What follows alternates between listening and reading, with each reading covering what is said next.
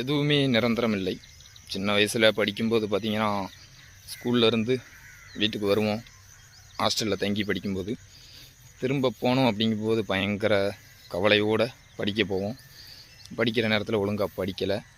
அப்புறம் இப்போ பார்த்திங்கன்னா ஒரு வாரம் நம்ம ஊரில் திருவிழா, ஊரே பந்தல், கோயிலெலாம் பந்தல் போட்டு சீரியல் லைட்லாம் போட்டு ஜெகஜோதியாக இருந்த மாதிரி இருந்துச்சு. இப்போ அப்படியே சைலண்ட் மோடு அப்படிங்கிற மாதிரியா ஒரு சத்தம், பாட்டு சத்தம் எல்லாம் இல்லாமல் கொஞ்சம் வெறிச்சோடி இருக்க மாதிரியாக இருக்குது. சின்ன வயசில் இதெல்லாம் நமக்கு தெரியாமல் ரொம்ப நாள் அப்படியே திருவிழாவுக்கு வந்துட்டு திரும்ப படிக்க போக மாட்டோம்னு அழுது கொண்டே இருப்போம். அப்படியே பார்த்திங்கன்னா இப்போது ஒரு குறிப்பிட்ட வயசு வரும்போது இங்கே எதுவுமே நிரந்தரம் கிடையாது, எல்லாம் மாறிக்கிட்டே இருக்கும். இந்த வருஷம் முடிஞ்சது அடுத்த வருஷம் ஆரம்பிக்கும். தொடர்ந்து அப்படியே நடந்துக்கிட்டு இருக்கும்போது புரிய ஆரம்பிச்சிட்டு எல்லாத்துக்கும் ஒரு வயசு வரணும் அப்படிங்கிற மாதிரியா நிறைய அனுபவம் நம்மளை அப்படியே ஒன்று ஒன்றா கற்றுக்கிட வைக்கும்.